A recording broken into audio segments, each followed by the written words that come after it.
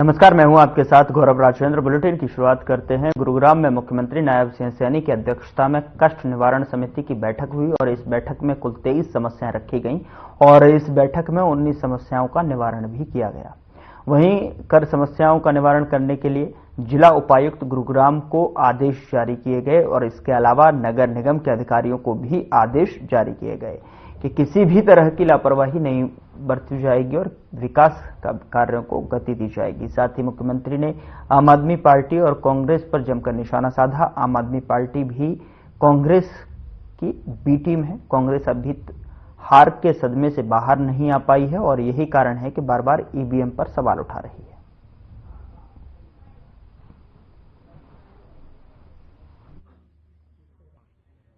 आज कुल एजेंडे में 23 शिकायतें थी और 23 शिकायतों में से 19 शिकायतों का मौके पर समाधान हुआ है।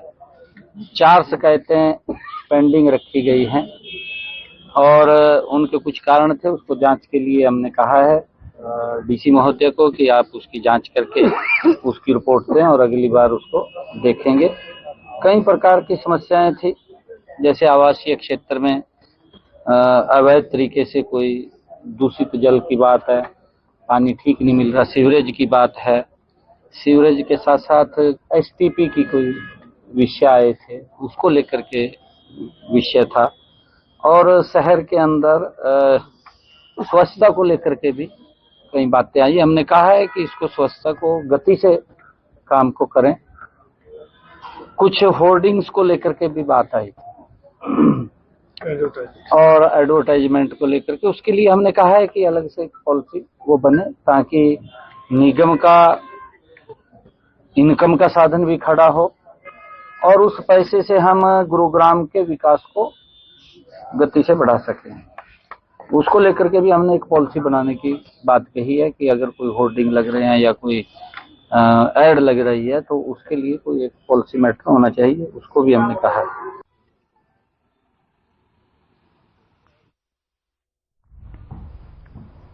हरियाणा के पीडब्ल्यूडी मंत्री रणवीर गंगवा ने बयान देते हुए कहा कि निकाय चुनाव को लेकर भाजपा पूरे तरीके से तैयार है और आज बीजेपी के पक्ष में हरियाणा का माहौल है। 10 साल में बीजेपी ने क्षेत्रवाद से हटकर भेदभाव खत्म कर मेरिट पर काम किया है।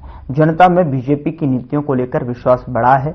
निकाय चुनाव में भाजपा प्रत्याशी भारी वोटों से जीत हासिल करेंगे और साथ ही उन्होंने कांग्रेस पर पलटवार करते हुए कहा कि हरियाणा में अब कांग्रेस एक पार्टी नहीं रही है, वो गुटों में बंटकर उनके अंदर गुटबाजी चल रही है। उन्होंने बताया कि कुमारी शैलजा, भूपेंद्र सिंह हुड्डा जैसे नेताओं ने अपने अपने गुट बना लिए हैं। इनमें किसी भी तरह का कोई समन्वय नहीं है, ये लोग सिर्फ आरोप लगाते हैं।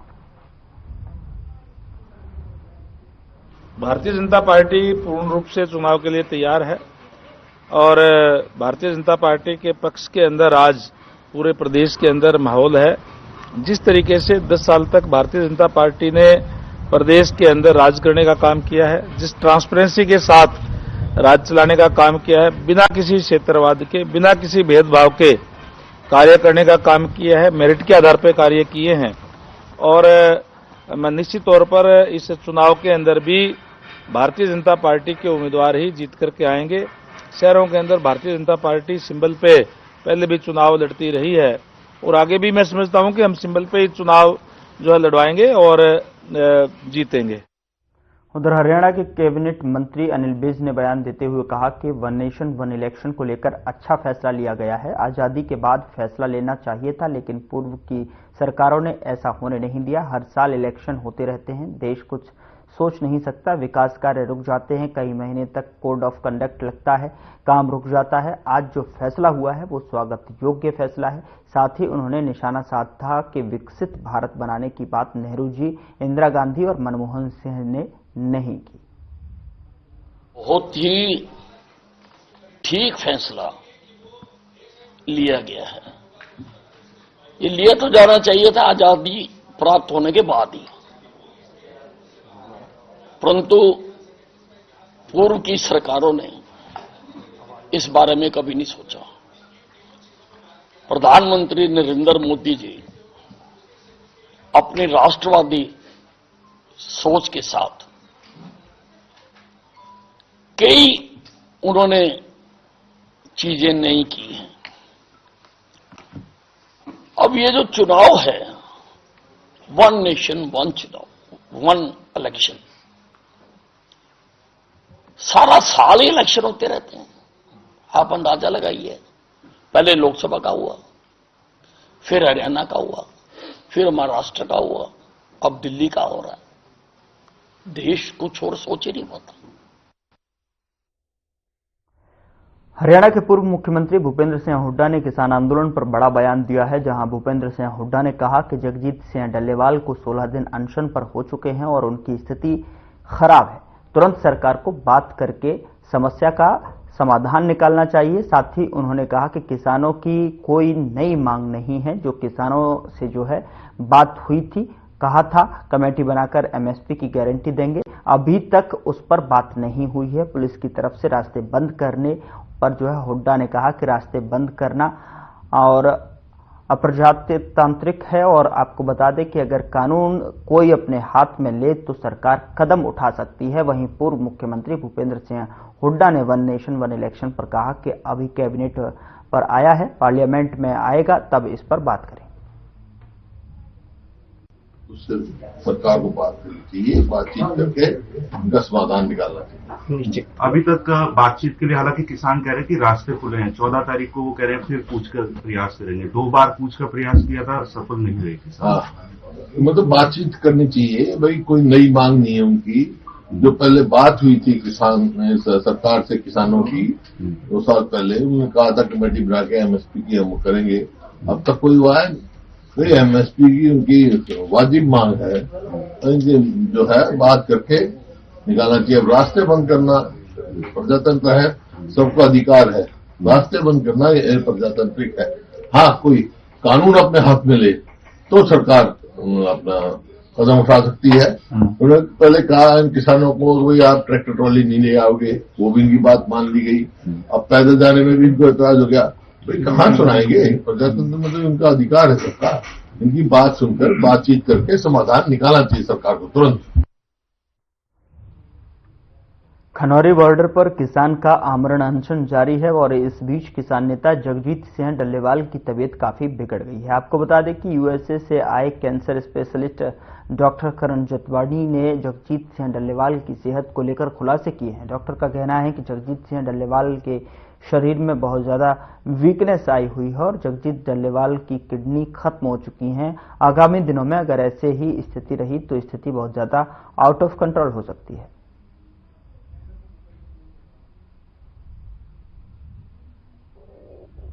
जुलाना उपमंडल के गांव नंदगढ़ के पास से होकर गुजरने वाली सुंदर ब्रांच नहर अचानक टूट गई, जिससे सैकड़ों एकड़ खेती में पानी भर गया और फसल जलमग्न हो गई और वहीं इसका असर दूसरे गांव में भी देखने को मिल रहा है। बता दें कि साथ लगे गांव सिरसाखेड़ी तक पहुंच गया है, जिससे सिरसाखेड़ी गांव के किसान और नंदगढ़ गांव के किसान परेशान हैं। किसानों का कहना है कि अब पानी ने उनकी बिजाई की हुई गेहूं की फसल को पूरी तरह से बर्बाद कर दिया है।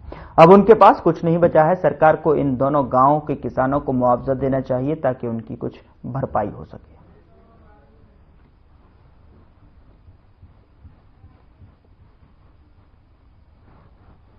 नंदगढ़ में तो कम से कम भी 800,000 एकड़ में पानी है फिलहाल, और उसके साथ साथ में 4.5 से 5 किले एकड़ में सिरसाखेड़ी में पानी भराव हो चुका है और बदलने लग रहा है सिरसाखेड़ी में। और भी किसानों को जी घना नुकसान है, 100% नुकसान है। क्या मांग करते सरकार से हम मांग कर रहा स्पेशल गिरदावरी हुए और फुल मुआवजा मिले जमींदारों को, जब गुजारा होगा। खर्चा तो पूरा ही लग रहा है, कम से कम भी 40-50 हजार खर्चा 1 एकड़ का हो रहा है। मेरे 8 किले हैं जी, मैंने 20-30 हजार रुपये खर्चा किया है इसमें प्रति एकड़ किले में जी। बाद खुद ले रहा हूँ, तुम्हारा सुंदरबाज टूट गई है, इससे नुकसान बहुत हुआ है। घर का गुजारा है नहीं जी, फीस बच्चों की और किसी पर आश्रित निर्भर हम जी, जिम्मेदारी के ऊपर है। सरकार से मुआवजा ठोक के मुआवजा दिया जाए जी, हमारा पानी निकाला जाए जब गुजारा हो सके जी। बादब ले रहे थे? हाँ, बादब भी है जी। मेरा भाई है, बादब जमीन ले रहा था, बहुत ज्यादा नुकसान हो चुका है उसका। जीरी भी मर गई थी, गेहूं आई फसल बिजाई करी थी, बड़ी मुश्किल से बिजाई हुई है उसकी। दूसरे भैया और कब्जा ले लेकिन अब उसका तो इतना बुरा हाल हो गया है कि भाई वो किसी हाल भी नहीं बचने के कारण नहीं रही। पानी जी मान लो सिरसा खेड़ी का तो 550 किले में है, नंदगढ़ में होगा जी कम से कम भी 800-900 एकड़ में तो नंदगढ़ का भी है। देखो जी हम तो चाह है भाई जितना सरकार मदद करे, फालतू तो फालतू मौजा देने की कोशिश करे तो कि मैं बचने का, बालक का आगे पढ़ाने का उसका हमारा कि नजरिया हो उसका है, और ना तो कोई चारा नहीं है हमारे पास।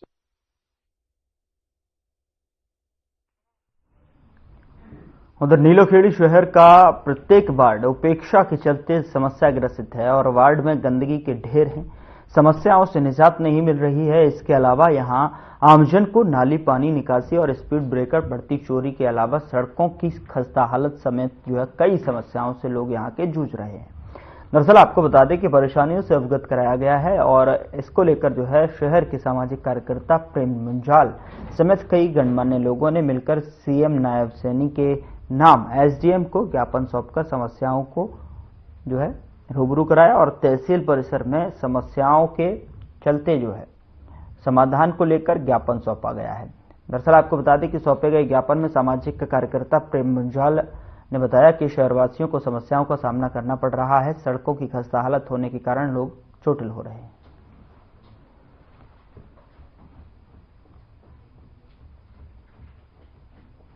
आज मैंने एक शहरवासी, एक नीलोखेड़ी हल्के का अपना भाई मानो, बच्चा मानो, दोस्त मानो, मैंने आज शहर की जो दिक्कत है, शहर की जो सड़कें हैं, डंपिंग प्लेस है, उसके बारे में एसडीएम साहब को ज्ञापन दिया है और एसडीएम साहब ने विश्वास दिया है कि जो आपने मुझे मुद्दे लिख के दिए हैं मैं उस पर खरा उतरूंगा और ये आपकी मांग यहाँ के हल्का विधायक जी।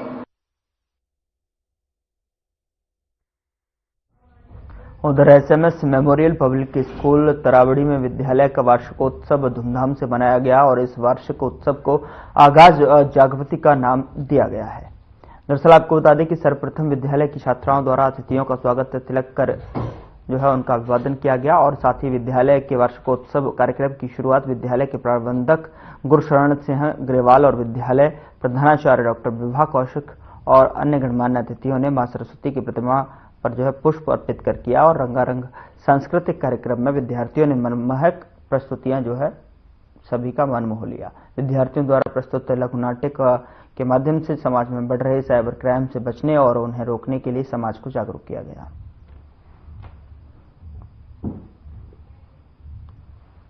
आगाज जागृति नाम दिया गया और आपको बता दें कि छात्राओं ने अतिथियों का स्वागत भी किया और सांस्कृतिक कार्यक्रम के साथ यहाँ पर छात्र छात्राओं ने, बच्चों ने सभी का मन मोह लिया।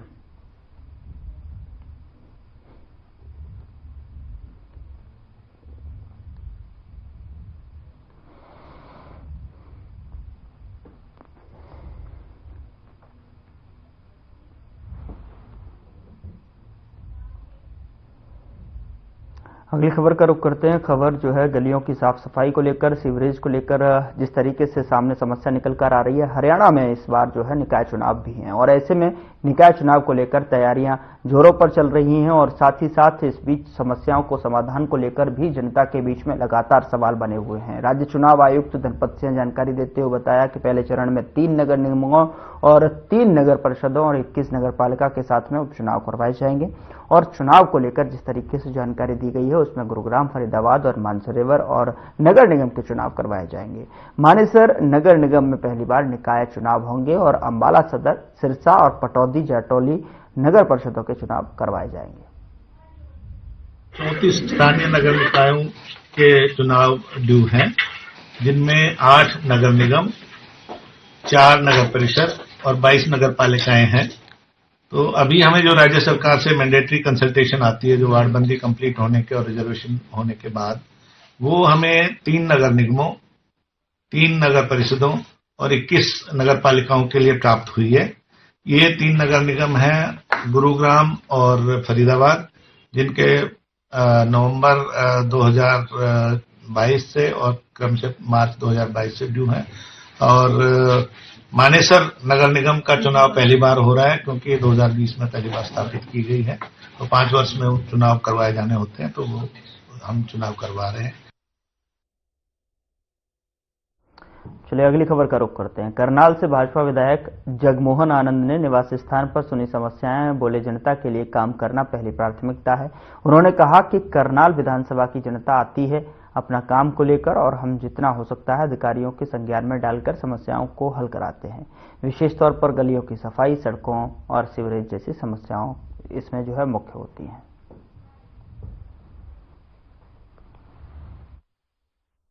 जनता आती है अपने कामों को लेकर के और जितना हो सकता है कि तुरंत मैं अपना अधिकारी को दिशा निर्देश देता हूं ताकि उनको समस्या ना रहे, चाहे वो गली की है, चाहे वो सीवरेज की है, चाहे वो साफ सफाई की है, चाहे किसी की चोरी की कोई घटना होती है, चाहे किसी की कोई ट्रांसफर की बात है, किसी को कोई और दुख तकलीफ है परिवार में। उस नाते से जनता जो करनाल विधानसभा की है वो अपना आती है तो उनके काम जितना हो सकता कोशिश करता हूँ मैं करता हूँ। और आपके माध्यम से मैं जनता से अपील भी करूंगा, करनाल विधानसभा की जनता से।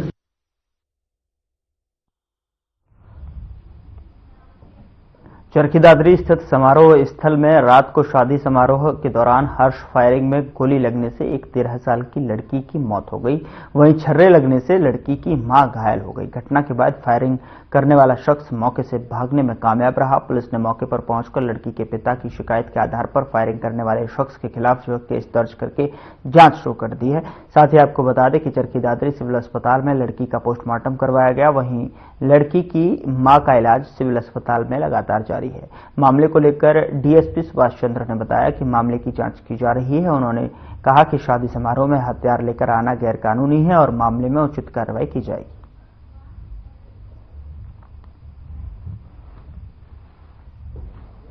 मेरे दोस्त की लड़की की शादी में आया था। कन्यादान डालने के बाद में हम जाने की तैयारी कर रहे थे। किसी ने बारात में जो लोग आए थे उन्होंने फायरिंग कर दी। मेरी लड़की थी 14 साल की, वो मौके पे ही उसकी डेथ हो गई। पुलिस अपनी कार्रवाई कर रही है, जारी है। ये मेरा भाई है, दोस्त है। ये अपने बच्चों के साथ, अपनी फैमिली के साथ यहाँ उत्सव गार्डन में आया हुआ था। वहाँ पे कुछ 2 या 3 आदमी थे जो हर्ष फायरिंग कर रहे थे। उनको देखते हुए वापिस अंदर चला गया। अंदर जाने के बाद ये खड़े हो गए कि भाई ये फायरिंग बंद हो जाती है, फिर घर के लिए निकल जाएंगे। ये जैसे ही अंदर गए वो साथ साथ अंदर चले गए और उन्होंने फायरिंग फिर वहाँ पे की।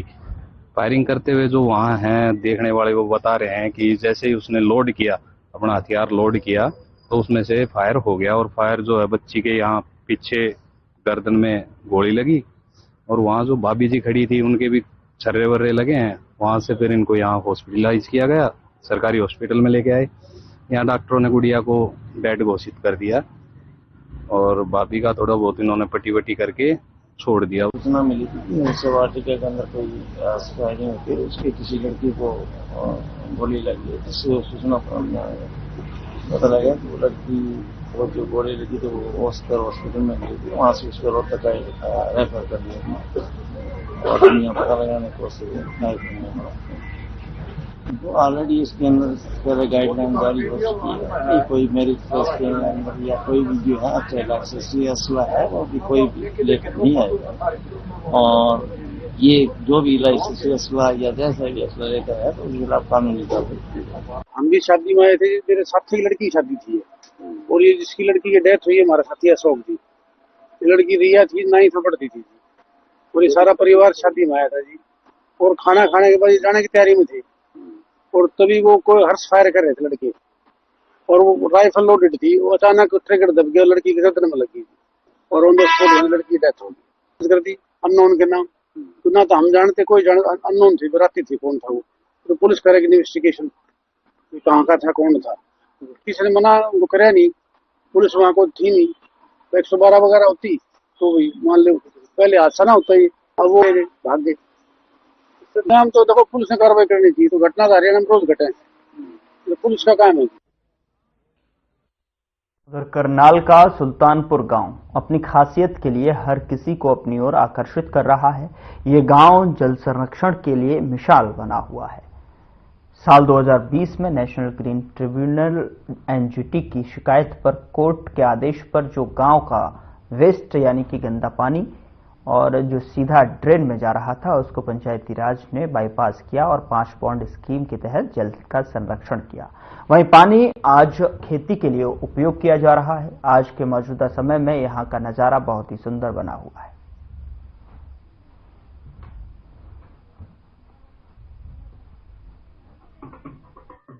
ये जो गांव का हमारा वेस्ट वाटर होता है, गंदा पानी जो घर से निकलता है, उसको साफ करने की प्रणाली है।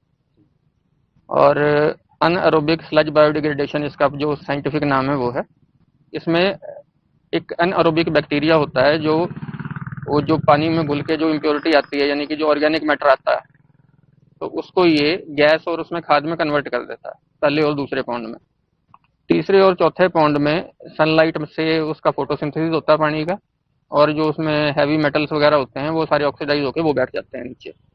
और 5वें पॉन्ड में बिल्कुल साफ पानी आता है जिसको हम खेती के लिए भी इस्तेमाल कर सकते हैं, जैसे यहाँ पे कर रहे हैं। आप देख रहे हो कि इसमें बिल्कुल भरा हुआ नहीं है पानी। इसका पानी बचाने का उद्देश्य है मेनली। और दूसरा यहाँ पे एक पर्टिकुलर भी था कि यहाँ पे एनजीटी की एक जो नेशनल ग्रीन ट्रिब्यूनल है, सुप्रीम कोर्ट का बेंच, उसकी कंप्लायंस थी कि यहाँ का जो गाँव का सुल्तानपुर का पानी था वो सीधा ड्रेन में जा रहा था।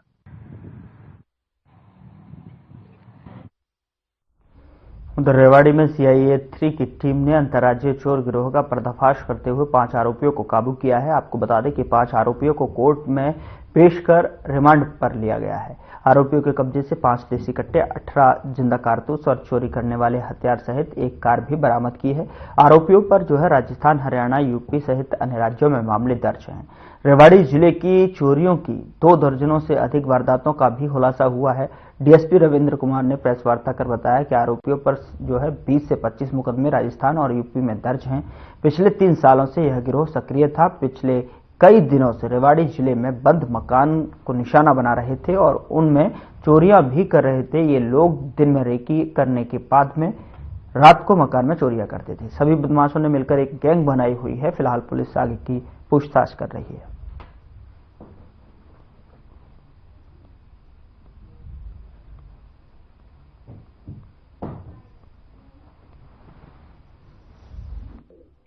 जी देखिए, रेवाड़ी पुलिस अधीक्षक गौरव राज पुरोहित जी के दिशा निर्देशानुसार हमने चोरी के मामले और सेंधमारी के मामले काफी बढ़ रहे थे, तो उसके अंतर्गत हमने एक पखवाड़ा चलाया हुआ था, जिसके अंतर्गत हमारे CIA 3 in charge sub inspector Subhash की टीम ने, उनके नेतृत्व में हमने 5 मुख्य आरोपियों को इसमें अरेस्ट किया है, जो कि मुख्यतः देवेंद्र, जो कि बावल का तत्कालीन बावल का रहने वाला है, वैसे ये पीछे से नजफगढ़ का है।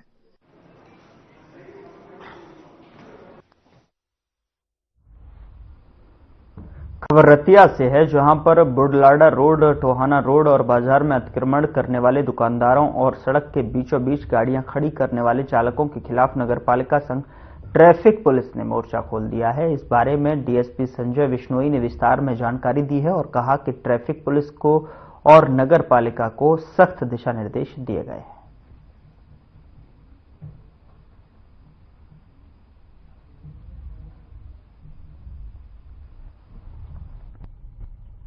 के अंदर रतिया से जो फतेहाबाद रोड है अभी निर्माणाधीन है और ये रोड बन रहा है, तो इसमें एक साइड बंद है और एक साइड चालू है, तो उस वजह से जाम लग रहा है। फिर भी हमने ट्रैफिक पुलिस वहां पे तैनात कर रखी है और तो जाम की कोशिश रहेगी भी जाम ना लगे।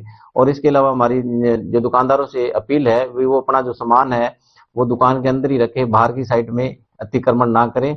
और इसके बारे में हमने नगरपालिका से भी बात कर रखी है, और ताकि वो एक बार तो हम इनको बोल रहे हैं अपना सामान रखें, नहीं तो फिर इनके खिलाफ जो लीगल कार्रवाई वो की जाएगी। और वाहन मालिक या मोटरसाइकिल जो चालक है उनसे भी अपील है वो अपना पार्किंग में या साइड में खड़ा करे, जो पीली पट्टी है उससे बाहर की तरफ कोई व्हीकल खड़ा ना हो। गुरुग्राम में अवैध कॉलोनी पर प्रशासन सख्ती दिखाने को लेकर मिली है। आपको बता दें कि नोडल अधिकारी RS बाठ और उनकी टीम ने बहरामपुर में बन रही अवैध कॉलोनी पर बुलडोजर चलाकर उसे ध्वस्त कर दिया है। बता दें कि यह अवैध कॉलोनी 70 एकड़ में काटी जा रही थी और लोगों को लाखों की कीमत में प्लॉट बेचे जा रहे थे, लेकिन जैसे ही नोडल अधिकारी को इसके बारे में सूचना मिली, उन्होंने तुरंत कार्रवाई के निर्देश दिए और 3 JCB के साथ में इस कॉलोनी को ध्वस्त कर दिया। इस दौरान भारी पुलिस बल भी मौजूद रहा। नोडल अधिकारी RS बाठ ने सभी डीलरों को चेतावनी दे दी है।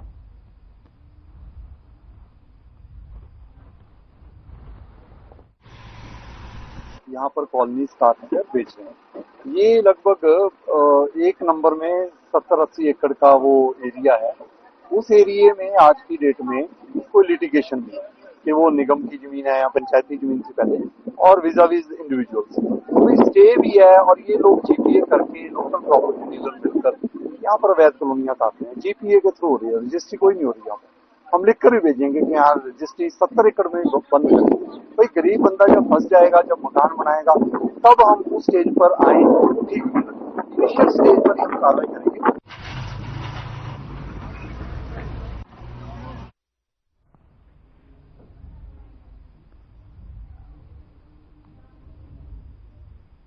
फिलहाल बुलेटिन में इतना ही। नमस्कार।